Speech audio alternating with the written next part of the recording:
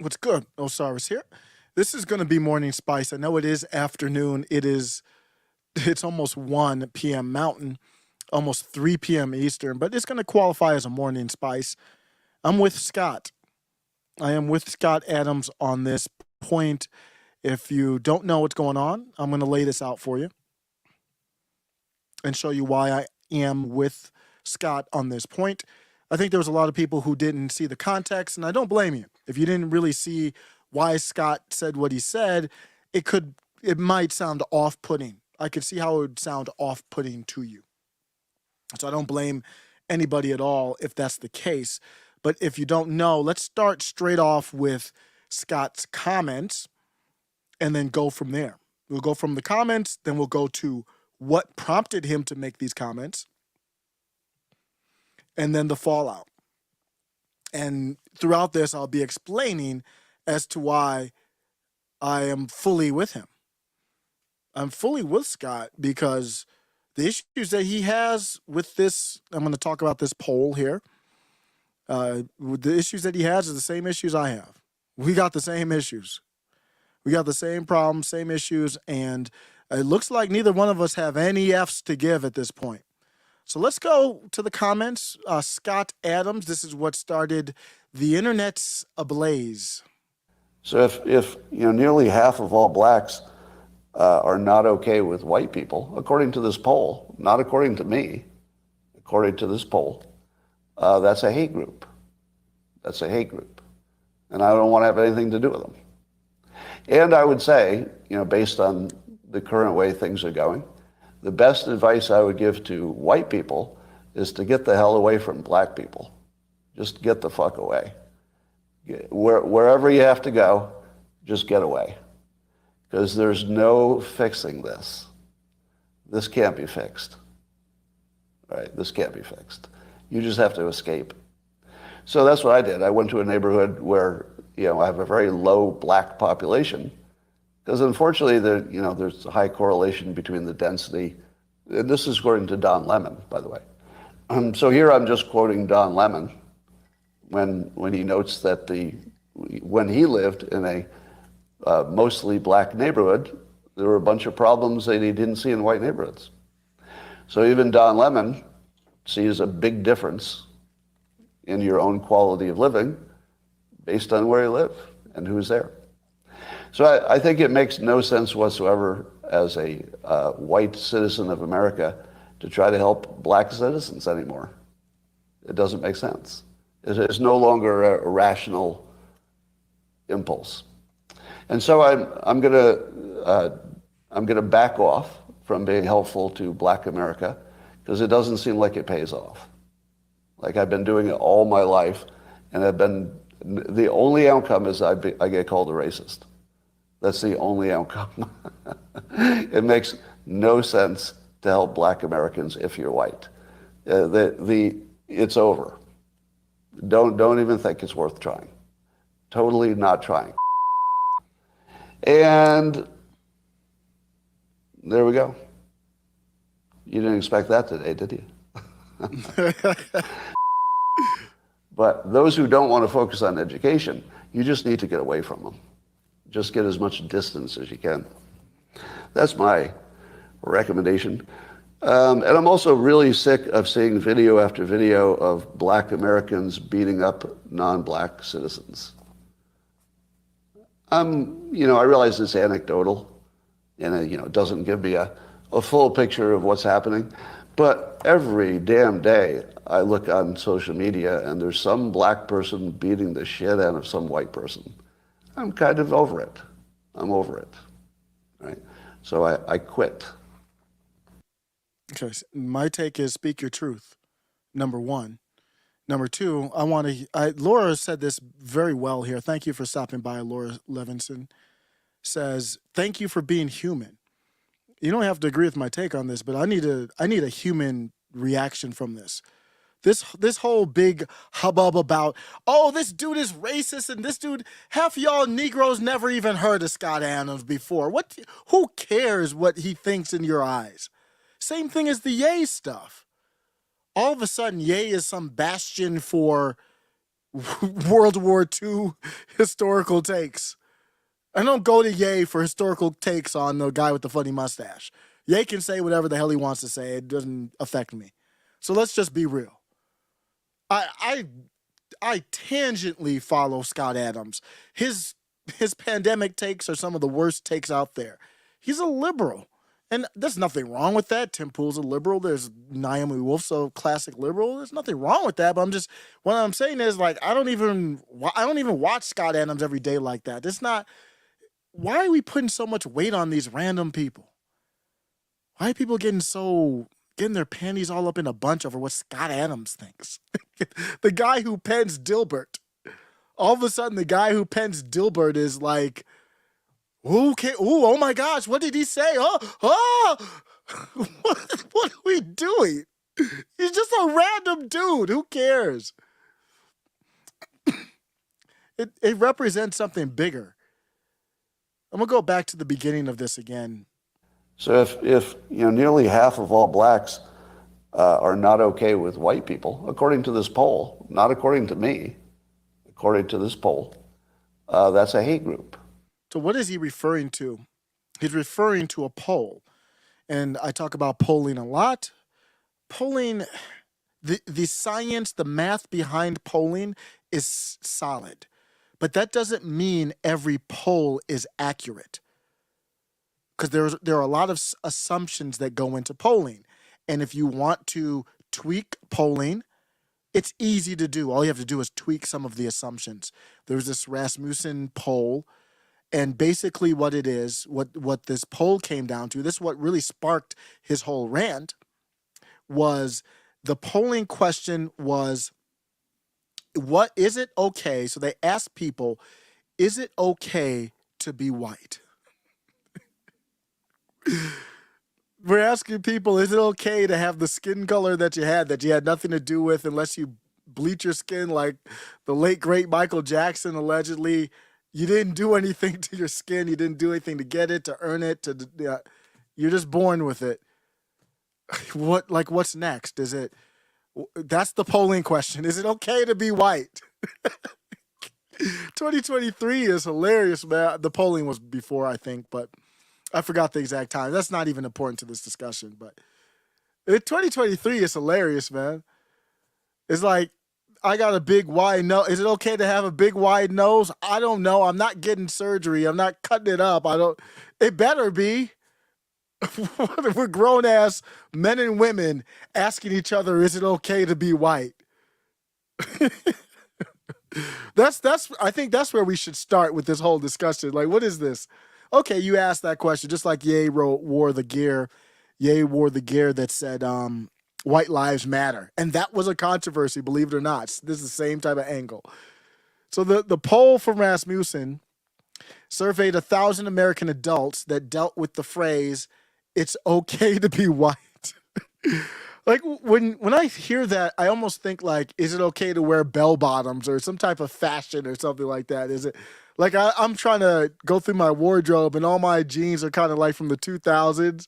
And my wife's like, damn, your whole wardrobe, bro, is just outdated. Like you got wide bottom, like leg jeans. Remember, they weren't bell bottoms. They were just wide. I still got some in my closet. So I'm like, it might be time to upgrade. My wife's like, when did you get these jeans? I'm like, 2000-ish. Is it okay? Is it okay to wear those outdated jeans? No. Is it okay to be white? We're asking the question in the same way.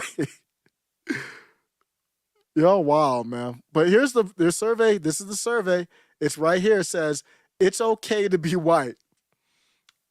In the survey, what happened was 53% of black people, I don't know how they determine that. I don't know. Is there a half group, or is Angela Davis considered black still? Or like who's black? I don't know. But however they defined it, 53% said, yeah, it's okay to be white. Thanks for being gracious, y'all. Thanks for that. I wonder if you had to hesitate in that poll. Thanks for saying it's okay to be white. That's good. That's a good start. The downside is 47% of the 1,000 people, black, 47% of the black people couldn't make that same claim. They were a little uncomfortable with saying that, believe it or not. That's what sparked Scott Adams. Scott Adams is looking at the poll. He's like, I didn't do the poll. He's like, I didn't make the poll. You could see him kind of be like, guys, I know this is going to sound wild, but I didn't do the poll. Of all blacks are not okay with white people, according to this poll, not according to me, according to this poll. That's a hate. Okay, so polling isn't accurate, or polling is, you just got to take it with a grain of salt, okay? But I'm fine with him going off of it. Like, okay, let's say it's true. Let's assume the polling is accurate. Off the top of my head, I wouldn't assume it's not. It might be low, just based on my anecdotal scene, but I could be biased. So what happened in the poll was 26%. Let me just double check so I don't miss. I think 26%. I forget which one. Okay, 26% of black respondents definitively said it's not okay to be white. 26% of black respondents. The Rasmussen website made me try to sign up and all that, so I didn't go direct to the source, but this is accurate. It says 26% of black respondents said it's not okay to be white. Whatever the hell that means. I don't even know what that means. I honestly don't know what that means. 21% said, I don't know. That's the group that kind of bothers me the most. Like, you're taking a poll and it says, the question is it okay to be white? At least the 26% had a definitive statement. Like, they're on the wrong side of history. I mean, there's wackadoo. But 21% said, I don't know. I don't know. It might not be. It might be, but it might not be. So you add the two groups together, you get 47% of black people in that poll, at least, said they don't know. Either it's not okay or they didn't know if it was okay to be white. And Scott Adams is the one getting canceled after seeing the poll and doing, I believe this was a live react on his show. He's the one getting canceled. What about the 47%? I want to know about the 47% out there that are, I don't know if you want to, I don't even like using the word racist, but they're on a different plane than I am. What about them? If Scott Adams is racist, what are they?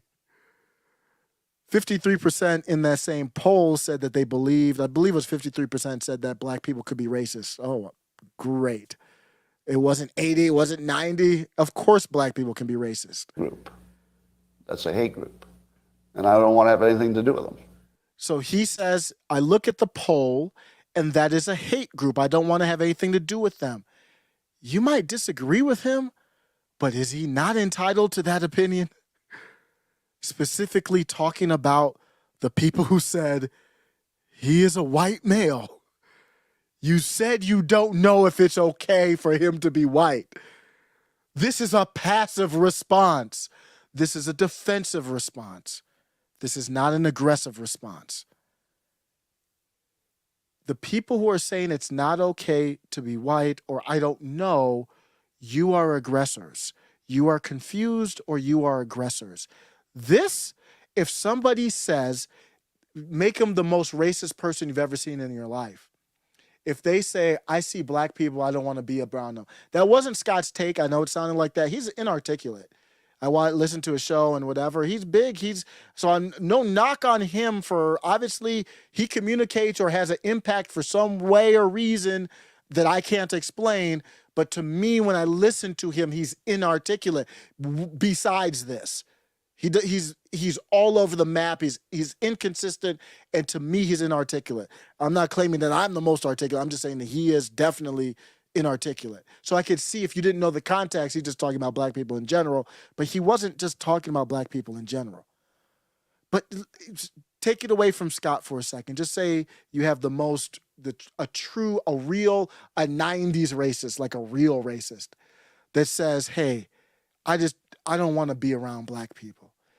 Okay, call them racist, whatever you do. I don't care anymore. I don't care about those labels, but call them racist. That's fine.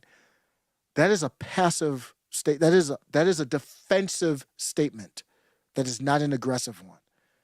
An aggressive statement would say, I want to throw hands with somebody. I want to do something to somebody. That's y'all neoliberal, CRT, gender theory. That's y'all lunatics. Y'all are the aggressors. You want to put hands on people, the T group and others. That's aggressiveness. Him saying, if somebody responded in that poll and they didn't know if it's okay for me to have a big nose or dark skin, I'm probably going to stay away from them.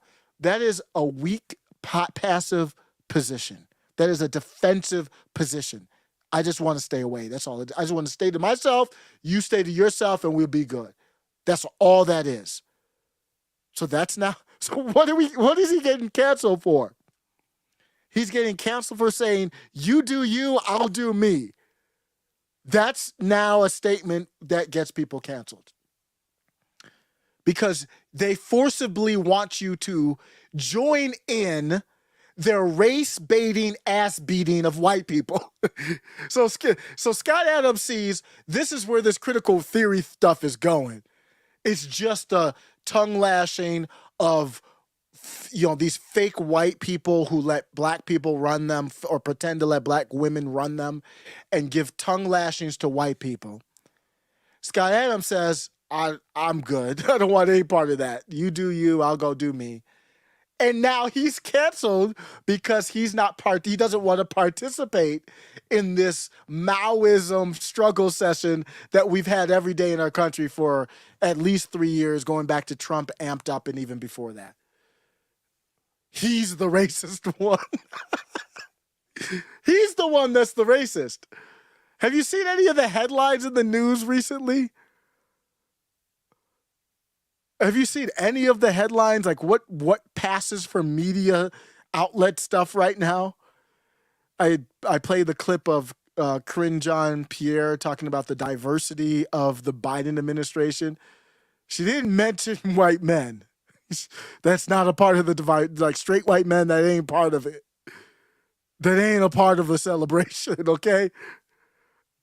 So Scott Adams is the one that's crazy. Let's look at some of the headlines. Abolishing whiteness has never been more urgent. Al Jazeera. The Root. Oh, what a mag this is. The Root. Their headline. Whiteness is a pandemic. March 17th, 2021. And we know, so there's a distinction. Whiteness doesn't necessarily mean white people. But why did they choose whiteness? Because they do want to go at straight white males. And then they want to incorporate people like me. That's why they just said whiteness. So I'm a victim of whiteness is what they wanted to do.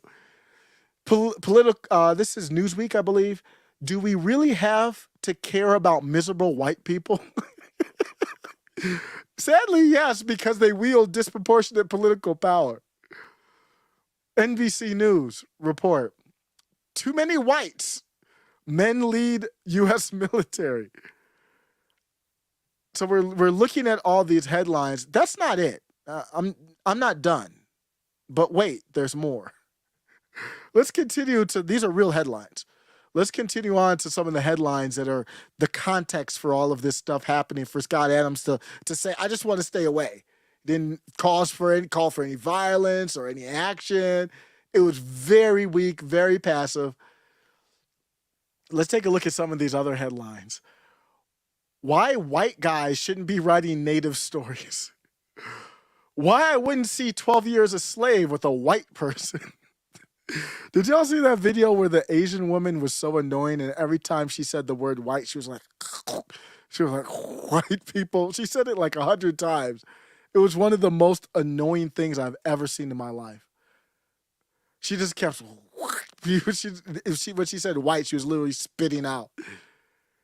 It was on TikTok. That's a CCP app spreading white hate in America.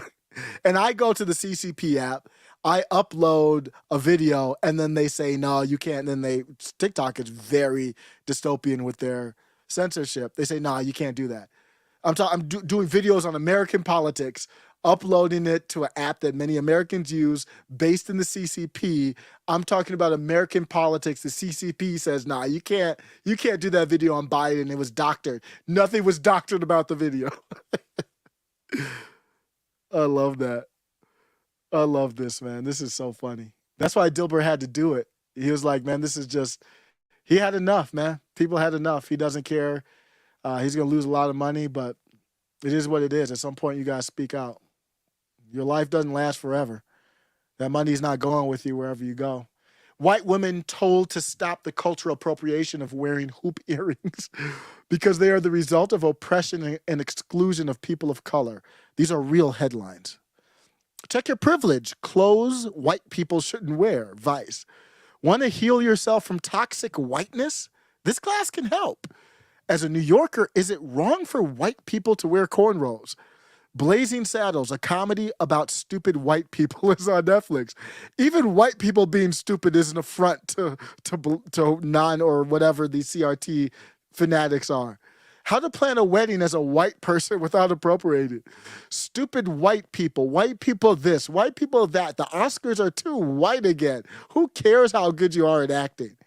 Healing from toxic whiteness, the woman behind a course helping white people tackling internalized racism. 17 foods that white people have ruined. Befriending Becky on the imperative of intersectional solidarity. Racist white women, an American legacy.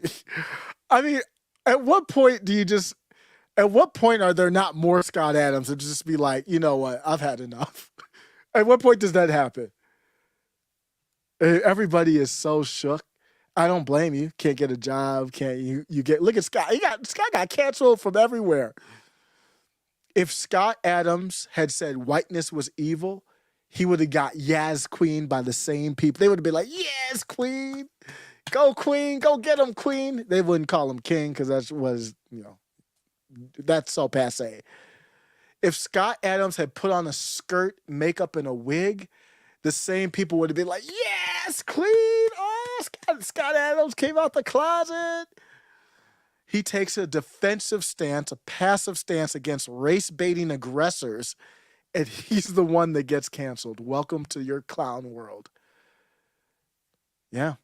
If Scott Adams can't speak up, I don't know how much he's worth. These online calculators for net worth, they're not all accurate. They say he's worth about $75 million. I don't know if that's true or not. If Scott Adams can't speak out, then nobody can. He's worth $75 million allegedly. He's not comfortable enough to be able to speak out and sell whatever property, cars, whatever he needs to do to live off until retirement. He's not like some spring chicken. If he can't say it, then nobody can. So it's time to speak up. It's time to speak your truth, especially people like in Scott Adams' world, to me. They have to lead it, but he's paid a price for it. Make no mistake about it. Dilbert has been canceled from all newspapers, websites, calendars, and books because I gave some advice everyone agreed with. Somebody tell me where we disagreed. Let me take a look at the comments. Somebody tell me where you disagree. He's talking about the 47% of black people that said they don't know or it's not okay to be white. His take was, I just want to stay away from y'all. I do too. If you disagree, let me know. Let me know why. Ray, I'm going to be on with Ray later tonight. Check that out. Friend of show. Yes, Laura says, thank you for sharing. Actually, the love is spreading between us. Absolutely. This is a good moment to see. I hope Scott's okay recovering with his business and all that. They've been wanting to take him out, but we could use it as a moment to kind of bond and speak our truth. B. Hammer said, I love shrimp and grits. So I can't have it anymore. B Hammer's like, don't take away my shrimp and grits. Word, I'll eat whatever I want to eat. I'm just gonna stay away from those people that said that they don't know if it's okay to be white or not. I'm just gonna stay the hell away from you. Now I might come on through to get some shrimp and grits, like with B Hammer, but in general, you and I are not kinfolk. We don't see the world the same way, and that's okay. I'm not. I'm not looking for. I'm a peaceful man. I'm not looking for any violence. Just want to stay away from each other. I'm good with that.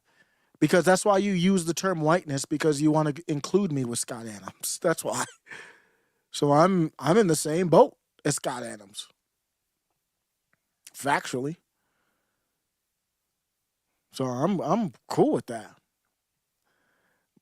His publisher for non-Dilbert books canceled his upcoming book, an entire backlist over those comments.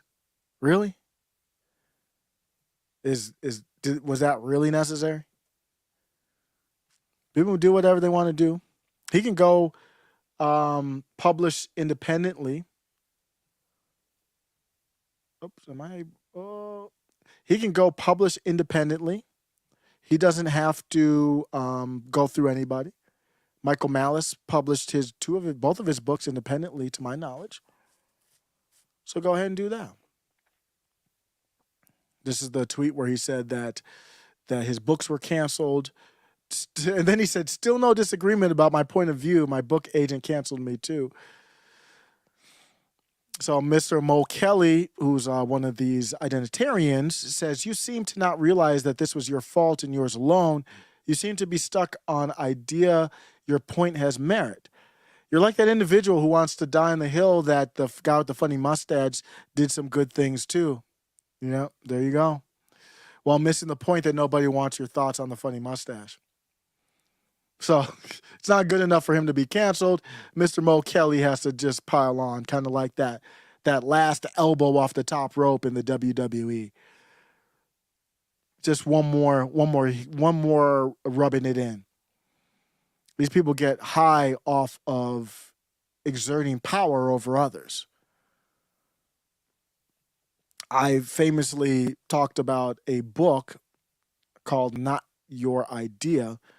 And this book, read to around 4th grade to 5th grade, I believe, this book has the whiteness in it. Always was. Dude. This book has the whiteness in it. Teacher read it online, got this from YouTube.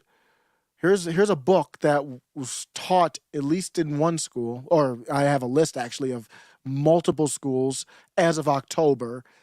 This is as of October, this book was in it was in 26, but then there was a later list that came out that was in over 40 schools.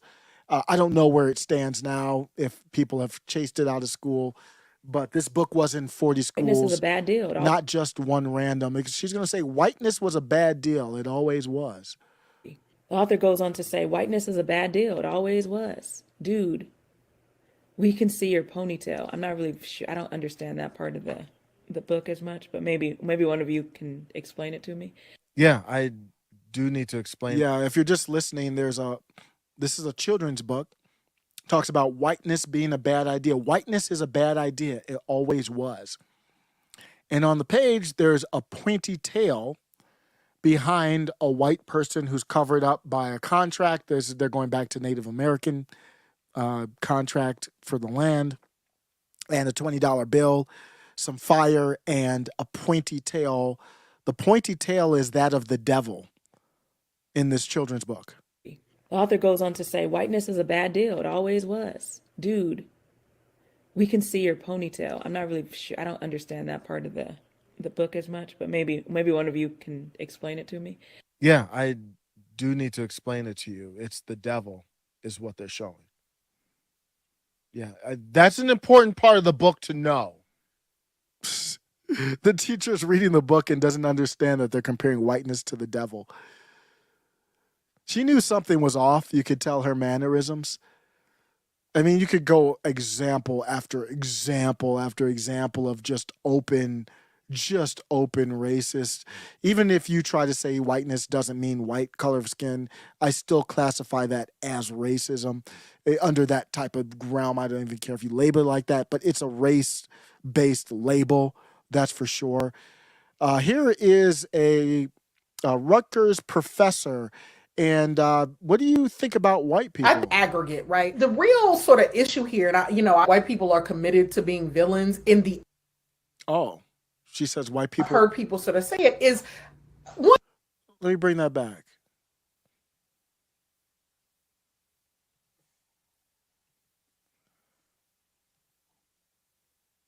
Have trouble with some of these. This is an older video. And I've had troubles loading older videos at times. Let me bring this back. Aggregate, right? The real sort of issue here, and white people are committed to being villains in the. I've heard people sort of say it is. One, I think that white people viscerally fear. It's not that white people don't know, right, what they have done. Right. They know. They fear that there is no other way to be. All things that begin end. White folks are not infinite and eternal, right? They ain't gonna go on the way in which they are human, which is to, so, like you talk to white people and whenever you really want to have a reckoning about it, they say stuff like, it's just human nature. If y'all had all of this power, you would have done the same thing, right?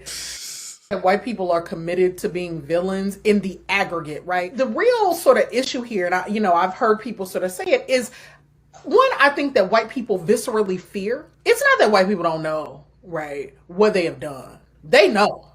They fear that there is no other way to be human but the way in which they are human, which is to, so, like you talk to white people and whenever you really want to have a reckoning about it, they say stuff like, it's just human nature. If y'all had all of this power, you would have done the same thing, right? And it's like, no, that's what white humans did. White human beings thought there's a world here and we own it. Prior to them, Black and brown people have been sailing across oceans, interacting with each other for centuries without total subjugation, domination, and colonialism. We have seen what a show this iteration of treatment of other human beings means, and that my hope is that we would do it differently, in the moments when we have some power. We will not do it perfectly, but I do think that all of us can sort of agree that a politics that says like there are superior and inferior human beings just isn't the way to go. And that's the thing that white people don't trust us to do because they are so corrupt. Their thinking is so morally and spiritually bankrupt about power that they can't they fear viscerally, existentially letting go of power because they cannot imagine that there's another way to be. It is either that you dominate or you are dominated. And isn't it sad that is spiritually who they are and that they can't imagine a sort of more expansive notion of the world? The thing I want to say to you is we got to take these motherfuckers out. But we can't say that, right? We can't say, I don't believe in a project of violence. I truly don't. Because I think in the end that our souls suffer from that. And Nothing like saying, I don't believe in violence right after you say, we got to take these motherfuckers out. She had just let it, she was like, we got to take these motherfuckers out. And 2 seconds later, she's like, I'm not a violent one, though. I'm not one for violence. She had the energy, everything ready for it. Man, and Scott Adams is the racist, man. I don't even have time to hear it from y'all. Let me know what you think. If from those who are coming at Scott Adams as a racist, I don't have any time for it. If you want to hear more about what happened with Scott Adams, I would recommend Hotep Jesus had a great interview with him. I'll play a little clip here, just go to it. It's over 100,000 views. It's blowing up. A really good interview where Hotep Jesus was honest with him about his opinion, like it was reckless, or his take on it. So they had a good discussion here. Let me play a little clip. And you're not talking to an individual, then for career maximization or life maximization, you might want to avoid people you think have a bad opinion of you. I'll give you some examples. If a man said to me, I've got a job offer, Two places. One of them, it's a lot of men work there, and I'm a man. And then another one where it seems like all the executives are women. So I got a suspicion that they wouldn't want to promote a man. So they asked my opinion. What would I say? I say, well, you don't know what all those women think, and certainly you shouldn't judge all of the women at this company by that pattern. But if your intuition is that they might not favor you as much as this other company, I would go where the discrimination worked in my favor. Here's another example. So he's talking about how, okay, if you have the take that it's not okay to be white, that's fine. I'm going to go somewhere where people don't have that opinion. Seems like common sense to me. Don Lemon had this list of 5 things for the black community. This was 2013. It feels like it was a different planet. Because black people, if you really want to fix the problem, here's just 5 things that you should think about doing. Here's number 5. And if this doesn't apply to you, if you're not doing this, then it doesn't apply to you. I'm not talking about you. Here's number 5. Pull up your pants. Walking around with your ass and your underwear showing is not okay. In fact, it comes from prison when they take away belts from the prisoner so that they can't make a weapon. And then it evolved into which role a prisoner would have during male-on-male prison sex. The one with the really low pants is a submissive one. You get my point? Number 4 now is the N-word. By promoting the use of that word when it's not germane to the conversation, have you ever considered that you may just be perpetuating the stereotype the master intended, acting like a nigger? Now, number 3, respect where you live.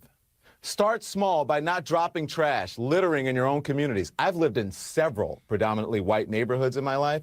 I rarely, if ever, witness people littering. I live in Harlem now. It's an historically black neighborhood. Every single day I see adults and children dropping their trash on the ground when a garbage can is just feet away. Just being honest here. Number 2, finish school. You want to break the cycle of poverty? Stop telling kids they're acting white because they go to school or they speak proper English. A high school dropout makes on average $19,000 a year. A high school graduate makes $28,000 a year. A college graduate makes $51,000 a year. Over the course of a career, a college grad will make nearly $1 million more than a high school graduate. That's a lot of money. And number 1, and probably the most important, just because you can have a baby, it doesn't mean you should, especially without planning for one or getting married first. More than 72% of children in the African American community are born out of wedlock. That means absent fathers. And the studies show that lack of a male role model is an express train right to prison. And the cycle continues. A lot's changed over the years, huh? You would never see anything like that from Don Lemon now. That's 2013. It's not like that was 100 years ago. It's 2013. We're just talking about 10 years ago. A decade, half a generation, and Don Lemon would never say anything that he just said in that video ever again. Some people didn't like it, though. And I'm talking about people who probably are on the non-left. I say that loosely. No diss, but Sonny Johnson wasn't feeling it. Sonny Johnson said, she's definitely not like a Joe Biden leftist or anything like that. Says this is why Republicans will never win. They look at this, what you just heard from Don Lemon. So what were his 5 things? His 5 things were pull up your pants. He's like, if it applies to you, it applies. If it doesn't, it doesn't. That was a good place to start. So he was just saying, hey, I'm not going to over generalize, but if it applies to you, it applies. And we've got video footage of it. We've all been out and we've seen it. Pull up your pants. Like, that's number 5. I think it's pretty basic. Are we going to get angry about that one, Sonny? Sonny got angry. This is Sonny here. I'm going to show her tweet. This is why Republicans will never win. They look at this and see facts instead of stereotypes. Open platform for anyone who wants to debate. I don't want to debate this. I'm not debating asinine. I mean, nothing against Sonny. I think she's good. She sparked discussion. I've used her comments before in a good way on videos. I don't have any beef with her, but I'm not debating something that's just asinine. I'm not debating whether it's good or bad to tell people to pull their pants up. That's just stupid. Number 4, use the language you use matters. Now, I will use the N-word all over the place. My take is I'm just using it to show you it's just a word. Why are you so triggered by it? But Don Lemon has a good point. Either way. Number 3, don't litter. I believe number 3 was don't litter, basically. Are we going to get mad about that, Sonny, or anybody else? Take care of where you live. Number 2, value education. Basically all he's saying, just value education. Don't call people who value education white or whatever. Just don't ignore it. It's important. And then number 1, have a 2-family household. Those are the crazy stereotypes Sonny's pissed off about. Just ridiculous. This is identity on the non-left that it's just as toxic. You've seen identity from Maj Touré with the libertarians. It's sad to see, but it's just disgusting stuff to me from Maj. And I said what Sonny's doing here is the reason why 2-parent households are important. Sonny Johnson is a woman, and there are certain things that women might have a different, or your partner might have a different perspective on than you, and vice versa. That goes both ways. Typically, men will look at something without emotion. So I look at what Don Lemon said in 2013 without any emotion, and I'm like, pull up your pants, watch your language, take care of where you live, value education, and be in a 2-parent household. I don't care if it's a stereotype. I don't care if it's accurate. I don't care if it's inaccurate. That information is good for my kids, my family, my 2 boys. That's the only question that matters. Anything else is nonsense. I thought it was just interesting to see where these people were just a decade ago and where they are now. It's like night and day. What happened to you, Don? I think that was the more authentic Don. What we have, Don, that we have today, that ain't the real Don. That's some other contrived, I think it was somebody said these politicians are like they're contrived in a petri dish. I love that line. I forgot who said it. I thought it was Hotep Jesus, but that's what it comes across as to me. Ron DeSantis is racking up the endorsements, everybody. How do you like these endorsements? Well, how do you like this endorsement for Ronnie D?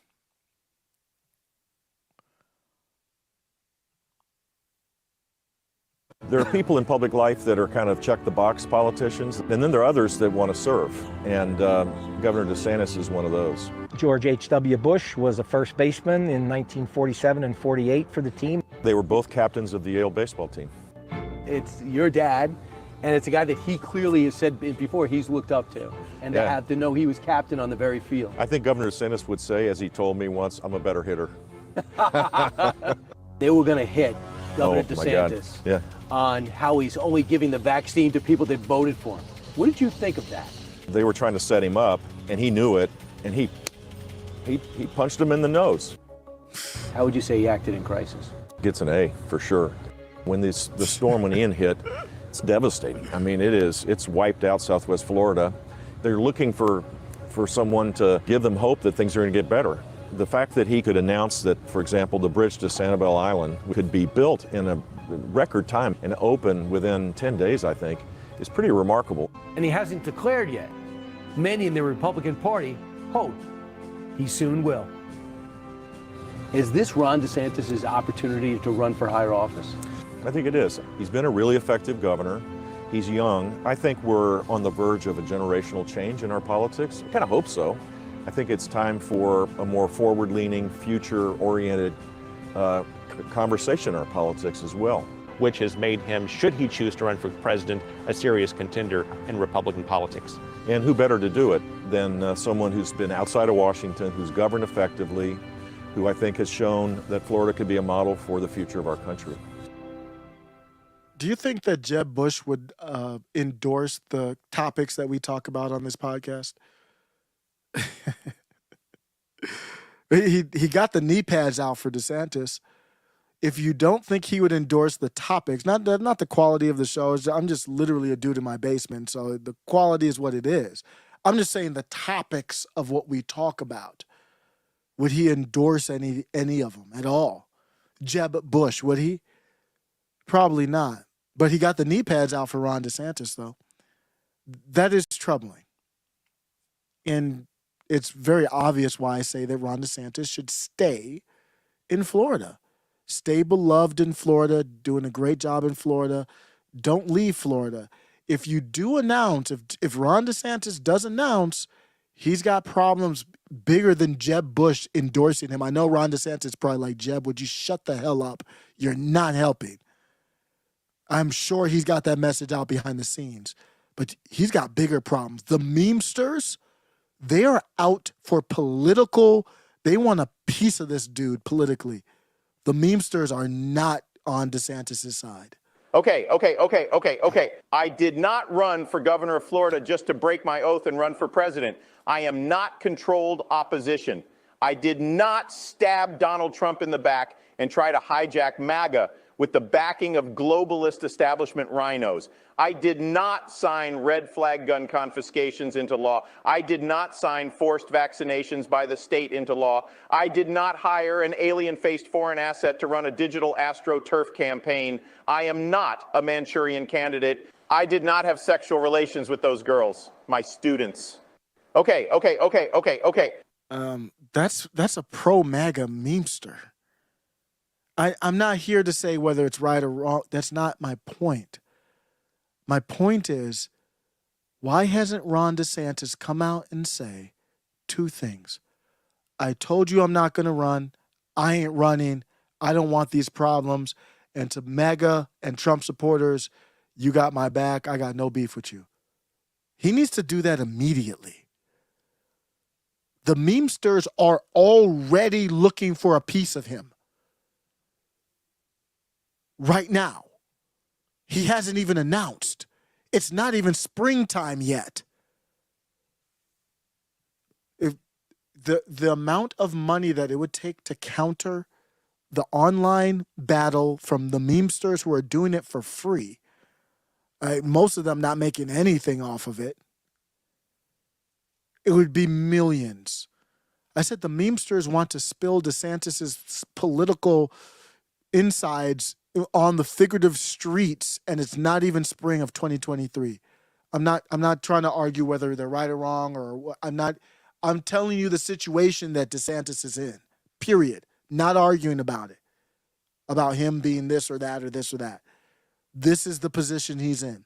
Do you look at the chessboard? That's where the pieces are. And I'm telling you, if I were Ron DeSantis, I would make it crystal clear. I'm not running for POTUS. I want no beef with MAGA. It's that simple. And I think the memesters you would call the memesters off. If he doesn't do that, then he is looking for the ugliest primary that we will ever see. And you can blame that on Trump too, but Trump's already announced. So I said, why would Trump recently went to East Palestine, and here's my question. I don't remember if I even asked this on a video yet or not.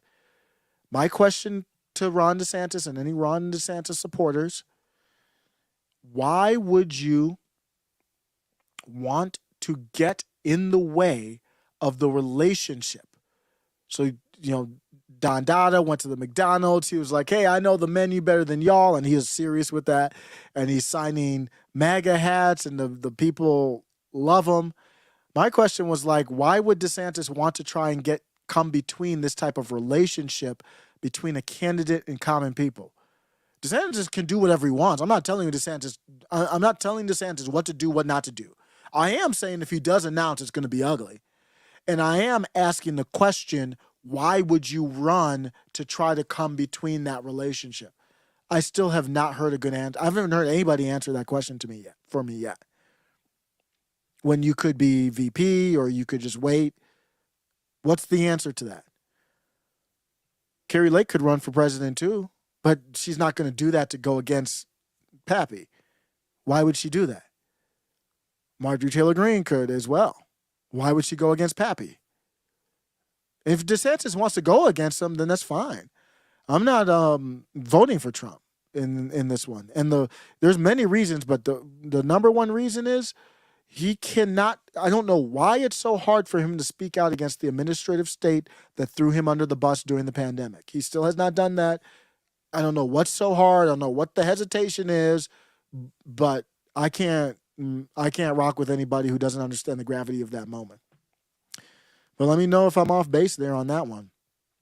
I just don't know what DeSantis would hope to accomplish by running for president. It's kind of the Mr. George S. take that I had. Let me know what you think. Somebody caught Nancy Pelosi in the streets, and I have a recommendation for anyone. So here's the video via Red Voice Media. Nancy P. got confronted. I usually don't even say her full name on video. Very rarely do you catch me saying her whole full name out on a video. Nancy P. gets confronted and heckled in San Francisco. Let me just get you to Nancy, can you tell us why we have all the $150 billion going to Ukraine when we have homeless on the streets in your own city? Nancy, can I Let me just get you to Nancy, can you tell us why we have all the $150 billion going to Ukraine when we have homeless on the streets in your own city? Nancy, can I get some stock trading tips on how to get semiconductors in Taiwan? Nancy, why do we? Is your son involved with Hunter Biden? Yo, I don't recommend this. Don't do this at home. Don't try this at home, folks. Bruh, that's not the one to roll up on like that. Don't do that. Number one, I know the video goes viral. I don't know if it went viral and helped you, got over 2 million views. Hopefully the video going viral helped the person that put their life at risk, in my opinion, doing that.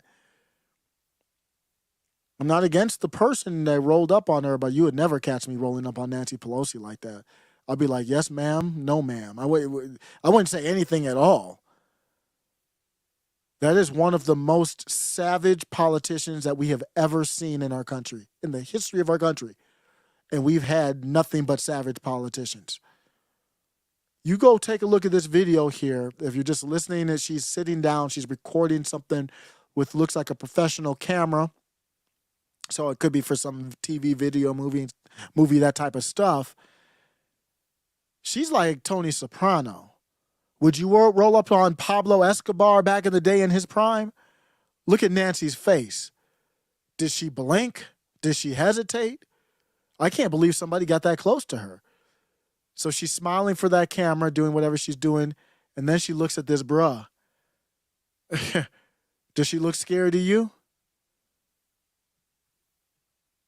That's not a look of fear. She's looking at it like, who's this bro right here and what needs to happen to him? She didn't even wink. She didn't even flinch. And then she had words back. I couldn't make it out. So the dude is still talking to her while she's trying to focus on the camera, and she's a little pissed off now. And she has words for him back words right back to him. Nancy P's completely unbothered by this random heckler. Some of y'all hard-headed, man. Some of y'all hard-headed. I don't know what to say. I'm not against you, but make sure that what you do has some type of payoff to it. There ain't no payoff running up on Nancy Pelosi like that. There ain't no problem you're going to solve like that.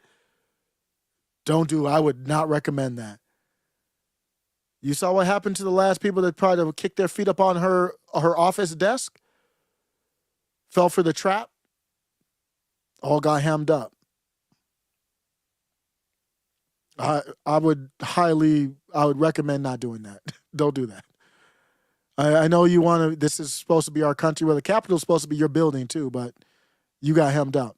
Don't do it. I don't know if we've learned. I don't think we've all learned our lessons that we should have over the last 3 years. Be safe out there. That's all I'm going to say. Michael B. Jordan and Jonathan Majors got together. They're doing a movie, Creed 3. Congratulations to these bros. If I could bother one of y'all for a second, what the hell is this? Michael B. Jordan and Jonathan Majors in new photos together. I don't know about. Maybe I'm off. Maybe I'm off here.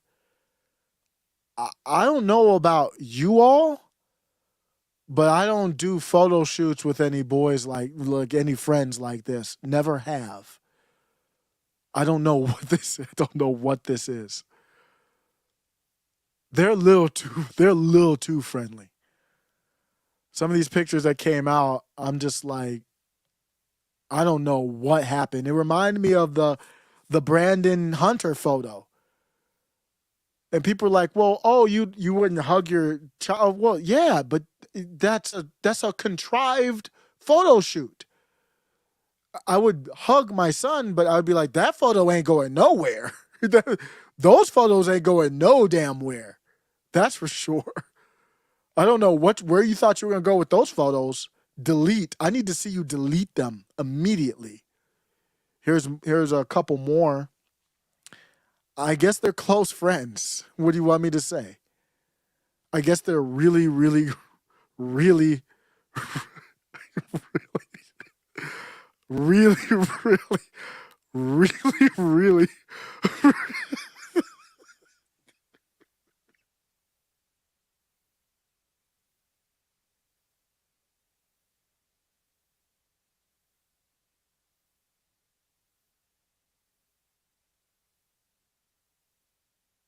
We're not gay. Not that there's anything wrong with that.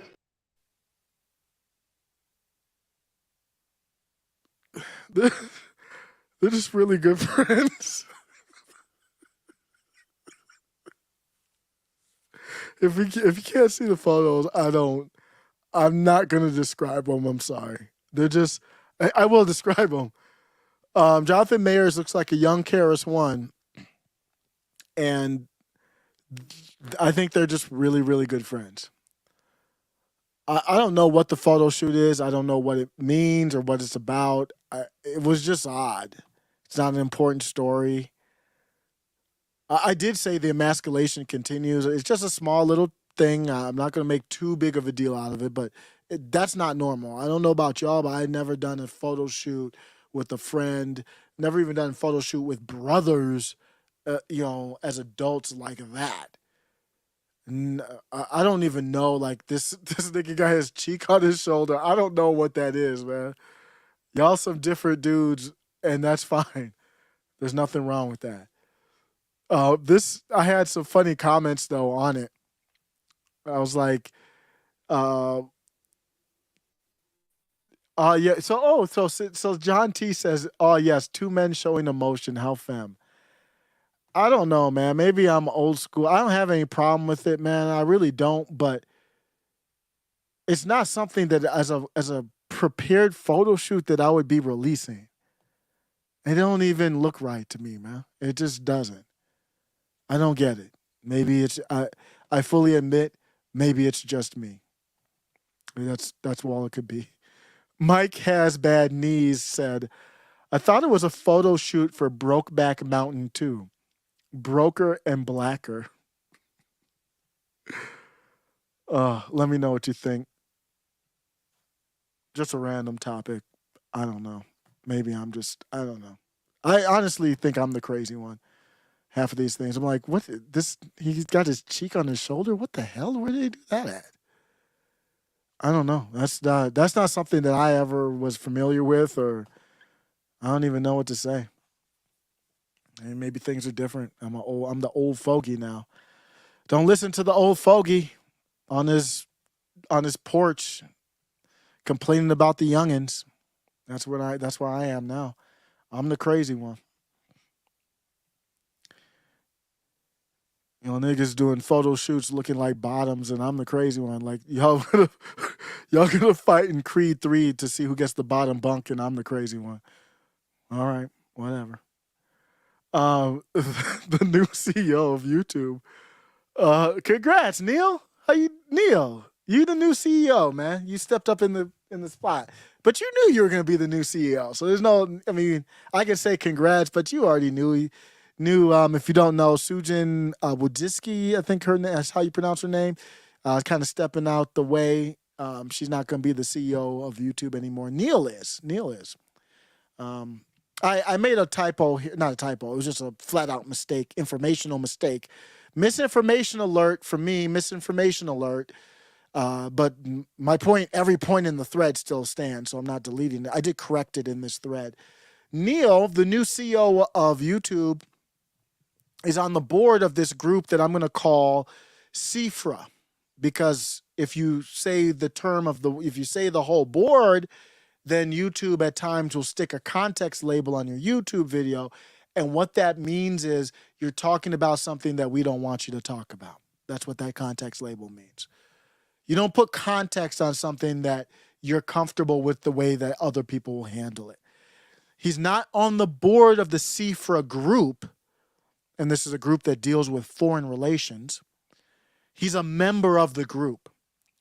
The new CEO, let me restate. Oh wait, so I think I messed it up.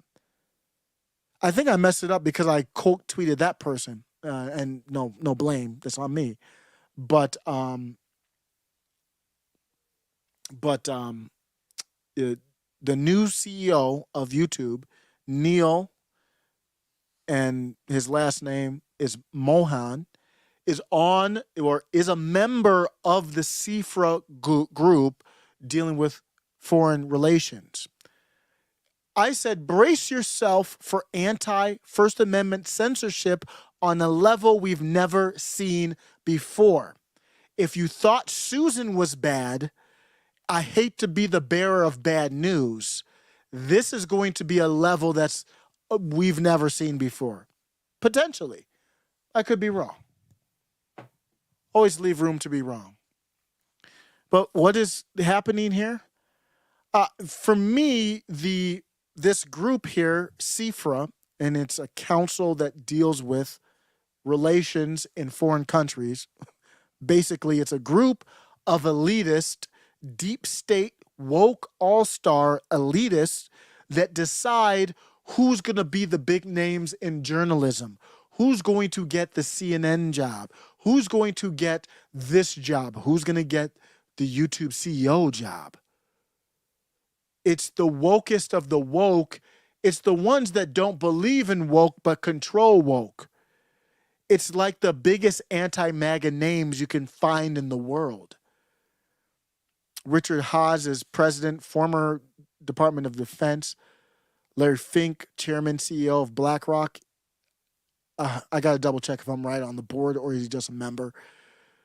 I'll have to look that up. Is it at least a member? Alan Blinken is a member.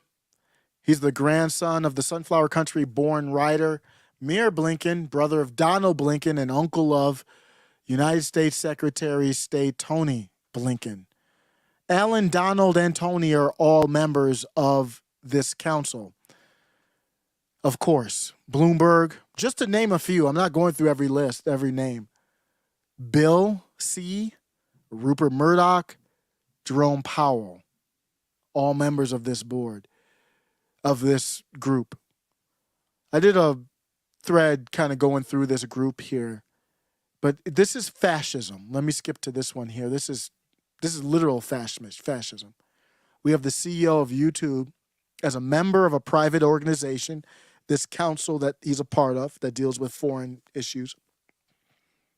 On this council, some of the members are current public servants. That is fascism. You have public, and we're talking about of the highest order. Let me go straight to the council and go through. Let me go straight to the council and get through some of the members on here. Who are some of the members of this council that was founded in a way during the Woodrow Wilson years? One of the worst.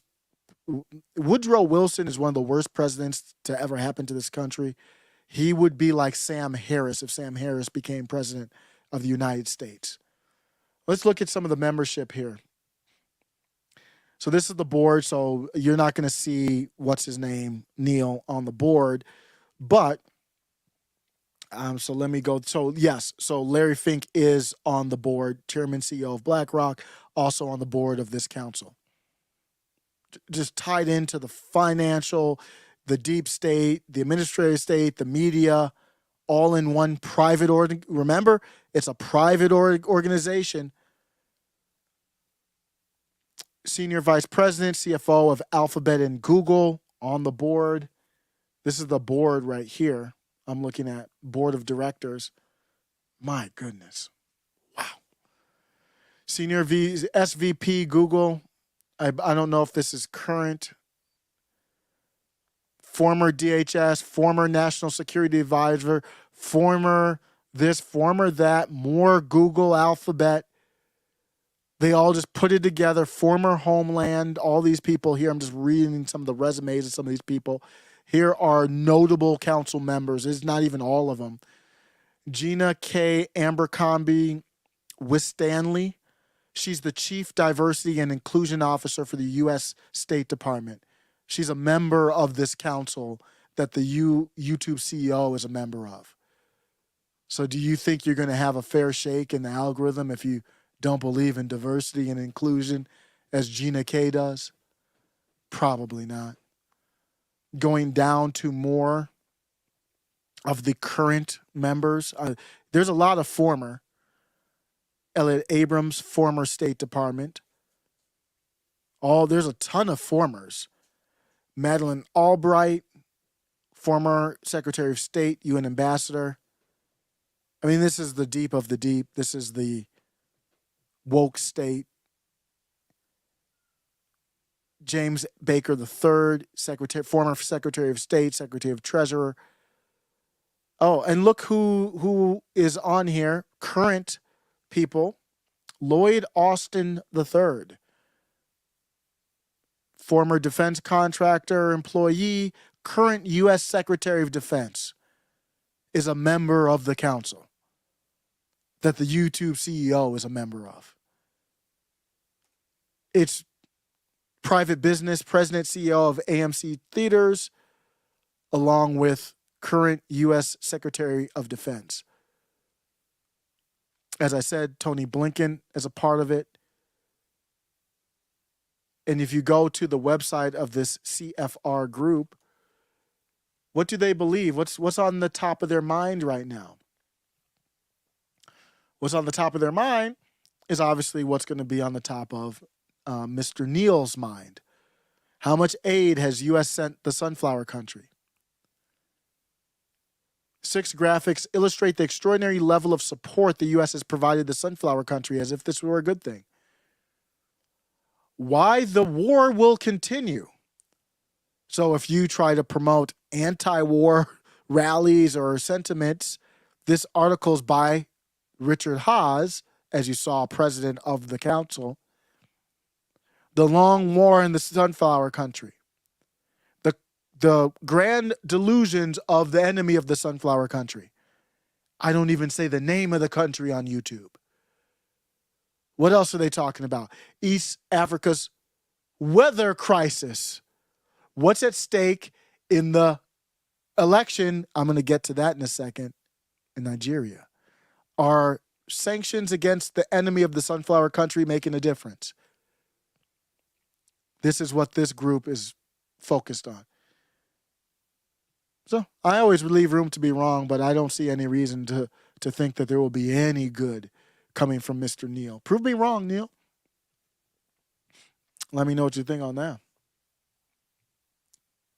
And I didn't even get into his wife. His wife is on some old social justice garbage.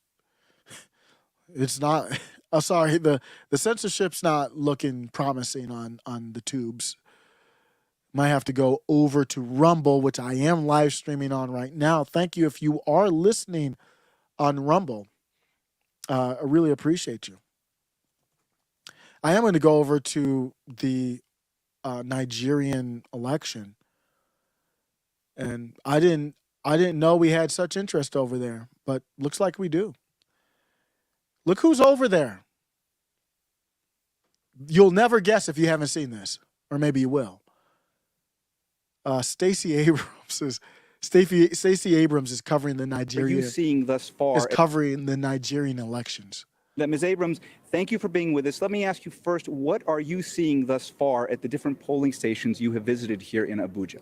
I would say that despite a slow start with the BVAS, we have seen orderly lines, we have seen long lines signaling strong enthusiasm, but we've also seen a great deal of cooperation and a very peaceful conversation among voters. They want to be heard and they are willing to stand in line and have patience because they know that's their path to progress. It's just surreal to see her in another country spewing the same rhetoric that she spewed here. It's interesting you say that because one of the things that I have observed the past few days, this huge contingent of youth voters that many believe will really play a significant role in this election. And the people talking the same trash that they talk here. People that we've been speaking with have said they believe there will be high turnout today. You, of course, are well known in the United States for your activism, for being a political figure, an author, somebody who has done so much to try to expand voting rights. From the conversations that you have had, especially with youthful voters here in Nigeria, what is the takeaway? Well, I've had a chance to speak with Yaga and with a number of youth voters across the state, and what they've said almost uniformly. They're calling her an international observer. Could you imagine in our elections having some random, I mean, that's kind of what we have with TikTok and whatever, but a random, like literally a person coming here talking about who should vote and this is good, this is bad. This is Nigeria. Is they want to be heard. They believe progress is possible. They believe that more is possible. They understand that they are the same generic talking points. The same exact generic BS that they talk here. They know more is possible. The young people are coming out. They're stupid as hell. They'll vote however we want them to vote. Most assailed by unemployment, that the challenges they face are real, but that so is the opportunity for change. What we've tried to have a conversation about, though, is the caution that not every election turns out the way you want, but that the responsibility is to show up and try to shape the future as much as you can. That Ms. Abrams, I wonder if she hates black men over there too, allegedly. We had a little bit of tension over here with Nigerian black men. We had a little bit of tension over here in the States with Stacey Abrams and her position on black men. Why? Because she wanted black men to vote for Democrats and not even a lot, like, about 20% of black men was like, nah, I'm good. And she was not happy about that. Stacey Abrams covering Nigeria's election. Arsenio Hall, things that make you go, I'm totally sure there's nothing corrupt going on here. Do you MAGA haters understand why we're America first yet? We got Brandon in the sunflower country. We got Stacey Abrams in Nigeria. There's no problem, even for you blackity blacks, there's no problems here that maybe trump the issues in Nigeria that she's over there for. I kind of summed it up. I'll end with this, just summing up on my take on Stacey Abrams. She's the perfect black woman Democrat. She's single. We've never seen her with any male companionship. That's how they like their women now. No man involved. Male companionship is so 2015. She hates black males unless they do what they're told by her black Democrat masters. And obviously the black women are the voices of the black Democrat masters. So she hates black males. She has no male companionship. We've never seen her with the male. She does whatever the Democrats tell her to do. She carries herself like she's non-binary. I mean, if you cover up her body, I wouldn't know if she was a man or a woman. She's obedient. And if they tell her to go over to Nigeria to go meddle over in another process, she'll be like, what? When's the flight? She's the perfect black woman Democrat. Let me know what you think. I don't know why that was so surreal for me to see that. There's other American propaganda with Blinken on it and others. Man, these people, they're ramping it up. They're ramping up the heat. They are not playing. All over the place. They're ramping up the heat. So I guess I just have a couple other topics and I'll be out. One topic is it's been big on the news. This you've already probably seen this, heard people covering this, but they actually had a real kind of anti-establishment joke on SNL that wasn't from Dave Chappelle. Woody Harrelson hosted Saturday Night Live. He used his opening monologue to criticize big pharma and the response to the pandemic. He said the biggest drug cartels in the world, he's just talking about this movie, a hypothetical movie. I'm not making any statement. I'm covering what he covered, and what he did was talk about a hypothetical. He was like, hypothetically, if I were to pitch this type of movie, I don't even know if it would fly. Okay, so the movie goes like this. The biggest drug cartels in the world get together and buy up all the media and all the politicians and force all the people in the world to stay locked in their homes, and people can only come out if they take the cartel's drugs and keep taking them over and over. I threw the script away. I mean, who is going to believe that crazy idea? Okay, so that was a little awkward. Because if your program, could you imagine you have a program and it's brought to you by...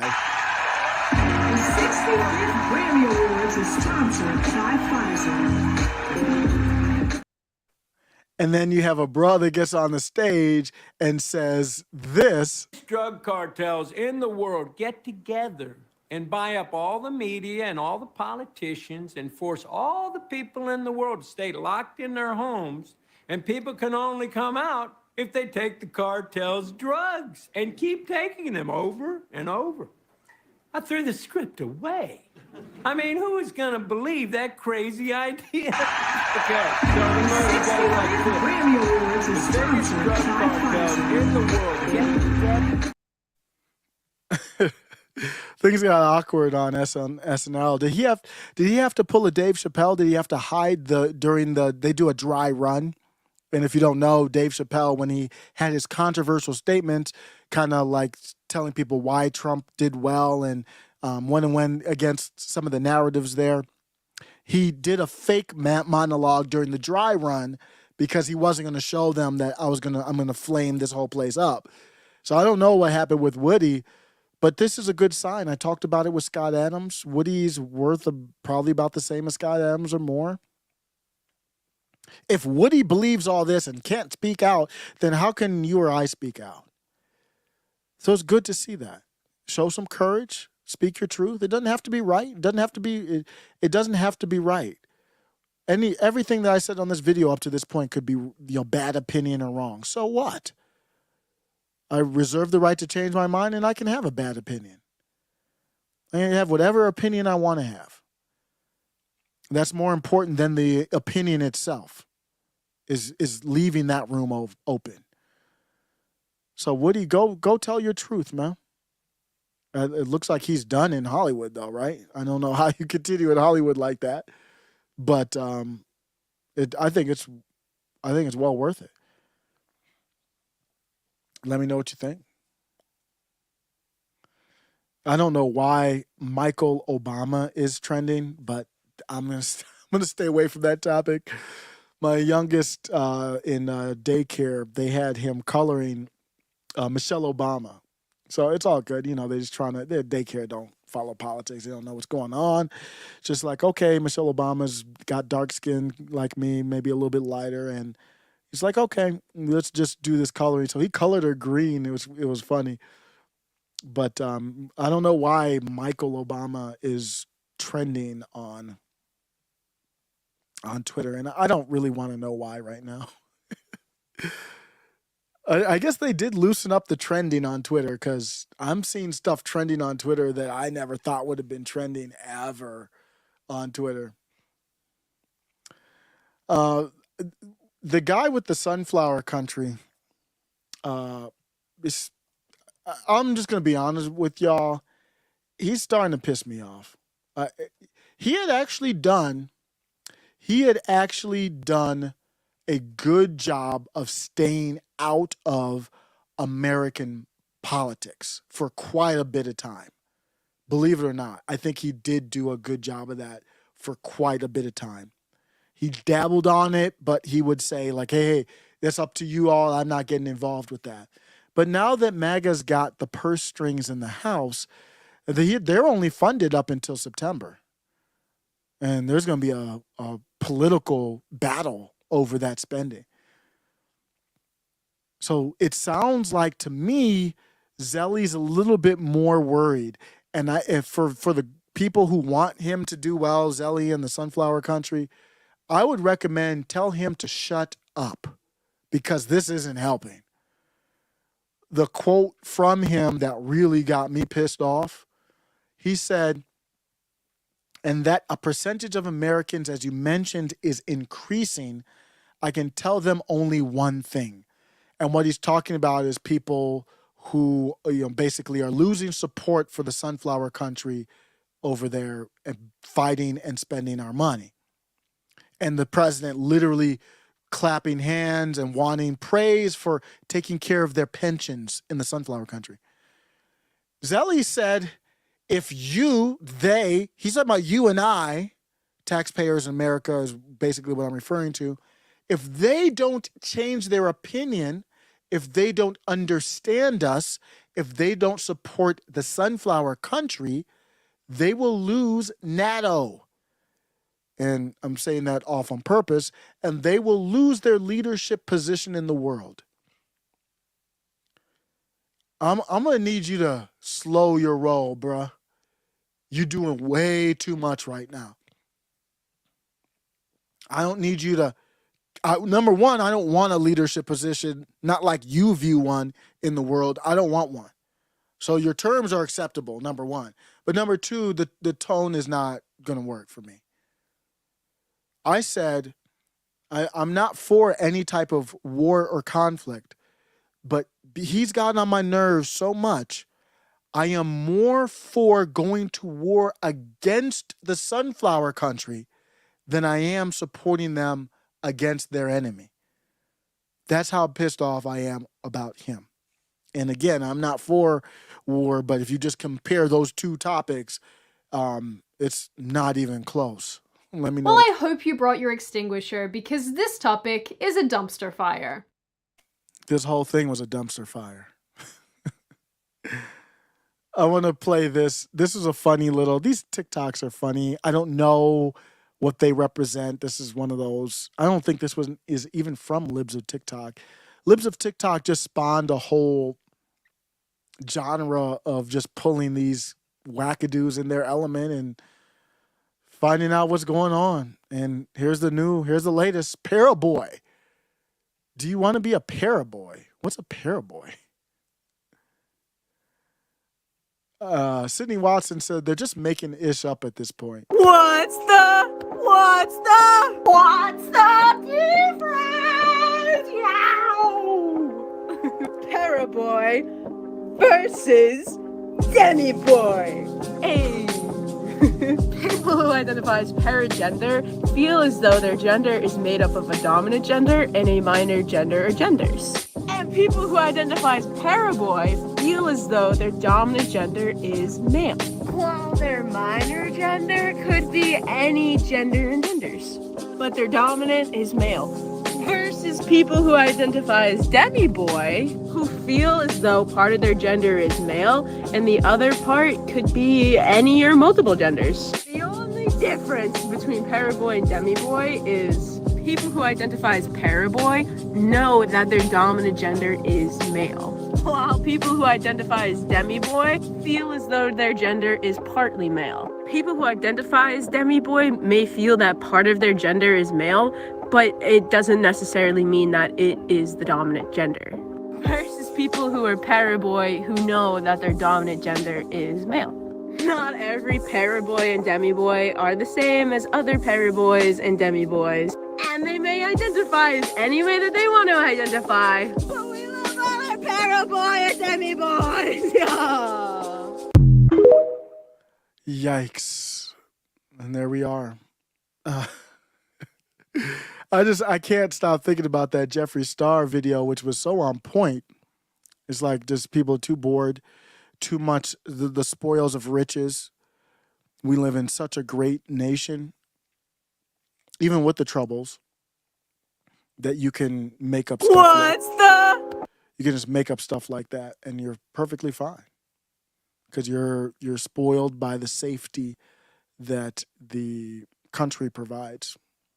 There's no question about it. I like this clip here from Jeffrey Kaufman. This was from Timcast. What's the most successful libertarian movement in the U.S. right now? Where is that coming from? The most successful libertarian movement in the U.S. right now is coming from the Amish. He's right. I'm totally cool with secession. I would love it if it happens. I think there's a huge opportunity to simply push nullification, right? Like nullification gets done a lot. What's the most successful anarchist or libertarian movement in the United States? Anyone want to venture a guess? No, what is it? The Amish. Yeah? Yeah. The Amish don't pay Social Security. What, really? Yep. Why not? Because the 200,000 of them got together and said, screw you. We're not doing it. Wow. The Amish don't have to participate in the draft. What? Yeah. They're the only organization, they're the only people exempt from the draft. Wow. Yeah. So when you have there's an aspect of government that's like very much sour grapes in terms of what it wants to control. And by that I mean if the government can't control something, it acts like it never wanted to. Right. And so if you have enough people who are willing to get together and saying, no, screw you, like people started their own city in Seattle and there was not the government will to go in and control it. I'm totally cool with secession. It's completely based. The Amish got together, they're organized, and they said, we're not doing this and this, and they don't know how to do it. 200K of them got together and said, screw you, we're not doing it. It's a good lesson. I used to go out to Amish country in Ohio a lot.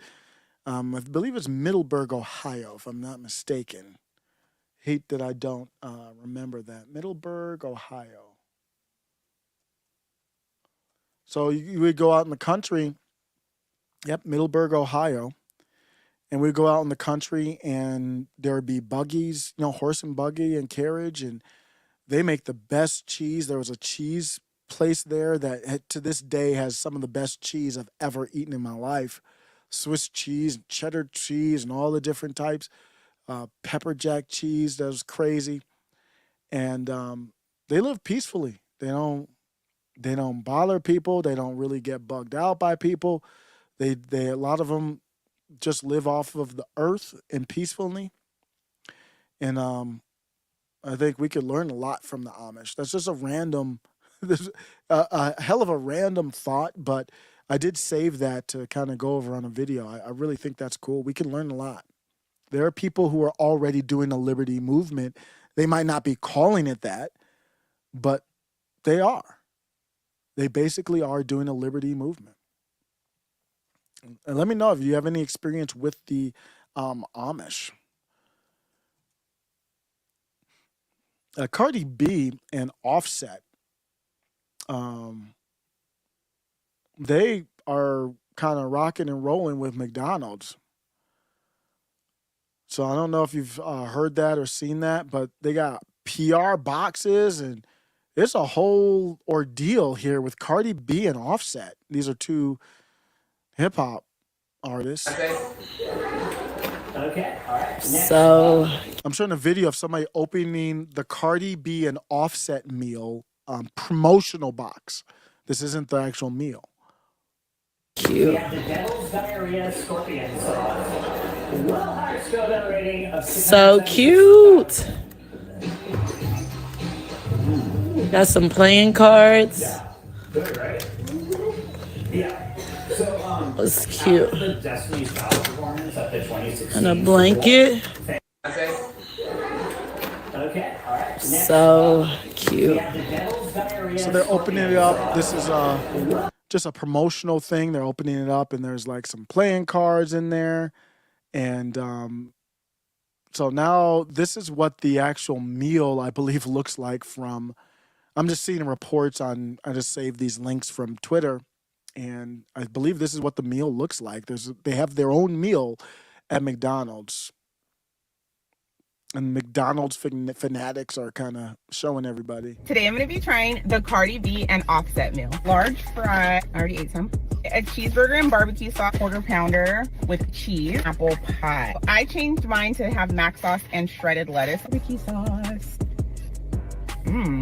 Why do I feel like I didn't know McDonald's barbecue sauce tasted like that? Okay, Cardi, I like this little combo. I don't like the quarter pounder meat. Neither do I.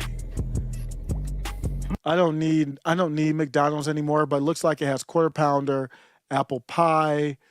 Did she have 2 burgers there though? Today I'm going to be trying the Cardi B and Offset meal. Large Okay, so fry, it's a cheeseburger and barbecue sauce, quarter pounder with cheese, apple pie. I changed mine to have mac sauce. Gosh, their cheeseburgers now McDonald's fries are fire, but the cheeseburgers are tastes like what I would imagine dog meat to taste like. So I'll pass on the burgers, but the fries are fire though. I'm hearing reports there are workers refusing to sell customers the Cardi B and Offset meal as a bundled meal.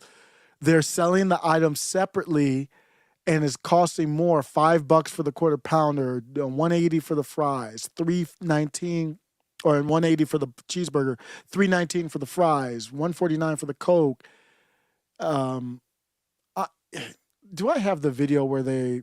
Let me see if I have a link to the video where they're doing the commercial for it, and I'll give you my takeaway. Like, why does it even matter? Some people don't like it. Some people are like, I tried the new Cardi B meal at McDonald's, and they're showing like psychedelic stuff. People bugging out. Somebody said, don't get the Cardi B meal from McDonald's, and they got like somebody having a heart problem at the hospital. Oh my gosh, y'all play too much. But I don't even know if I have I saw it off of Candace Owens' website or her podcast, and I don't even think I saved the link to it. But it's just a cheeseburger and a quarter pounder and an apple pie. My takeaway from it, I'll just go with what my takeaway is from this. If McDonald's came to me right now and said, hey, I'm going to pay you some money to get a McDonald's meal, I'd be like, when? Because your brother doesn't have any money, needs money. But when you look at Cardi B, does she really need money that bad that she has to go shill from McDonald's? And you know the thing with McDonald's is they've always targeted to black people. And it's not the most healthy of food. Like, we know that. Cardi, you can do better. My take is Cardi, Offset, you can do better. You've already got money. You don't need McDonald's money. Like, what's next? KFC and watermelon? Do you not have any standards? Now, if it's somebody who doesn't have any money, then I'm like, get your paper, you got to eat. No problem there. But maybe they have money problems. Who knows? But for me, if I had the money that I think that they have, I'd be like, hell no. I'm not doing that. It is stereotypically black. It's not just stereotypically black, it's stereotypically poor. Now, if McDonald's was going to hire somebody for endorsements, it would be Pappy. Why wouldn't they hire Pappy? He's the one that knows the menu. He talks about it. He eats them all the time. He's got connection with common folk. Is it just because he's white you wouldn't go out to him, or he's MAGA is why you wouldn't go to him?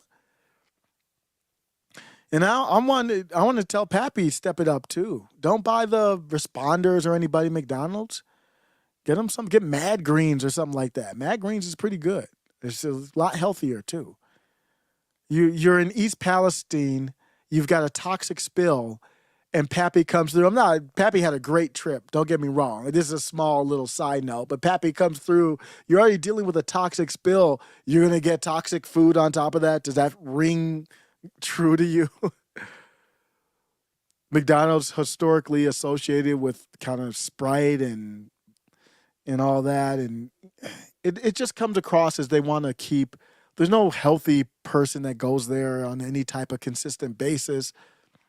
It's almost like they want to keep you just fat and stupid. That's what it seems like to me.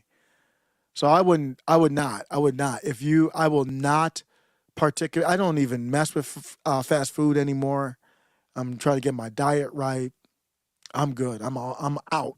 I'm a big Cardi B fan, but I like her music. I like her charisma, but I'm out. I'm out on the burger. I'm on the McDonald's.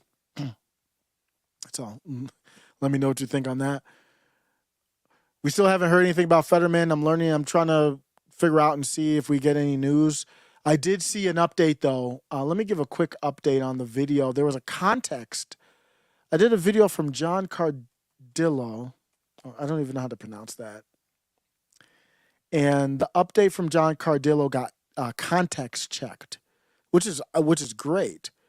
And the context said that the August date meant nothing.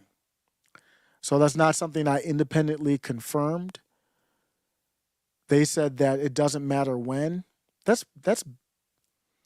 a bad state law. But let me show you. Again, I did the video over the weekend, being told that Fetterman's essentially brain unlived, and it's being hidden because keeping him in office until August 18th avoids a special election, which Republicans would most certainly win. I completely disagree with that. Republicans would most certainly win. But this date is in question. Readers added context they thought people might want to know. The August 18th date has no significance. If a senator from Pennsylvania passes away, a replacement is appointed by the governor, will serve until the next special election. So when would the next special election be? So let's look at this link here that's provided.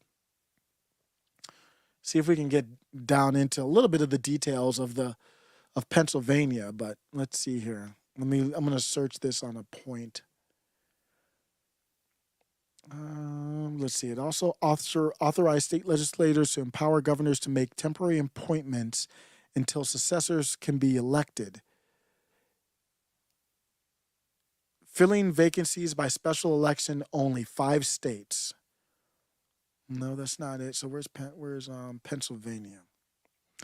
Filling vacancies by gubernatorial appointment, 45 states authorize their governors to fill Senate vacancies by appointment.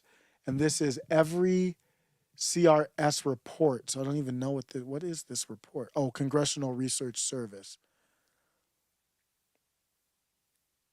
Okay. Whoops. I gotta go back to this. So I'm just trying to figure out what's going on here.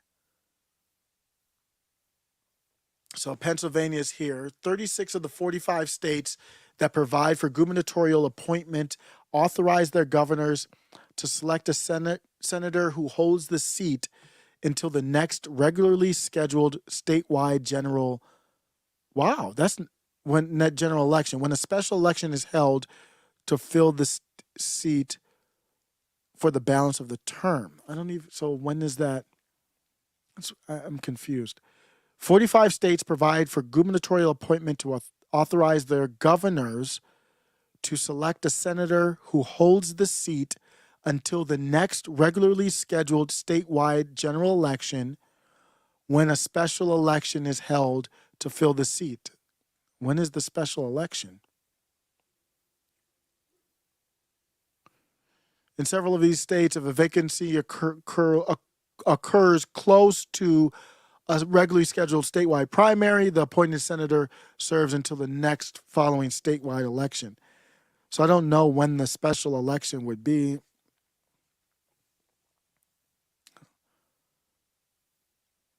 And I'm just curious about it because, so I don't know. It looks like that August 18th date as an update, as a correction, we don't see it anywhere to confirm. So I don't know if that date is accurate. But it's weird. It's been 2 weeks. We haven't gotten an update. Really, is the basic point. I wish every single tweet like that goes viral had context to it. Like a lot of these videos, I don't know when they were taken, all that kind of stuff. So we'll see what happens. Cartel Katie is trending on Twitter.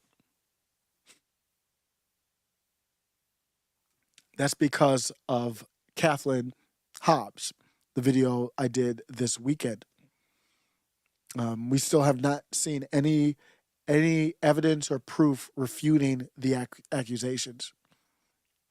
And these are this is public, based on public information, should be very easy. Yes, Wayne Allen says Trump buys everyone McDonald's. Yeah, that's kind of his signature. I would say let's step it up, Pappy. McDonald's is not the best as far as health-wise. I'd choose Wendy's anyway. I'm going to choose one of those cheap fast food. Wendy's burger is way better than McDonald's.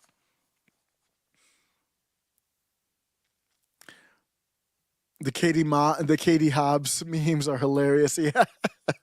What's up, Melopoly? Yes, the Katie Hobbs memes are hilarious. I don't have them linked up to show, but you just go to Twitter and search Cartel Katie, and it's going crazy.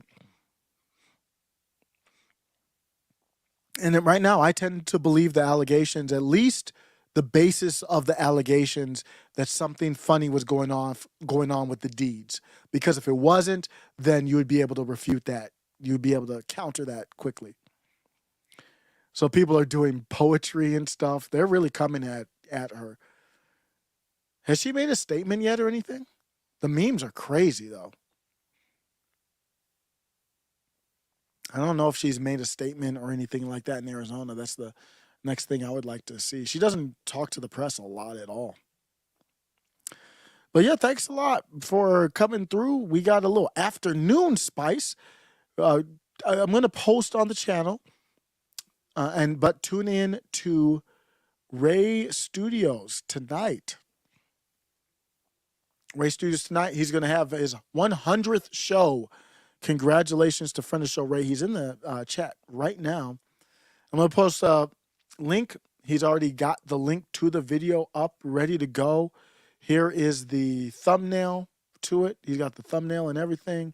I'm going to be on, I believe it's 7 p.m. Mountain. I'll double check that. Ray, what time am I going on again? I forget.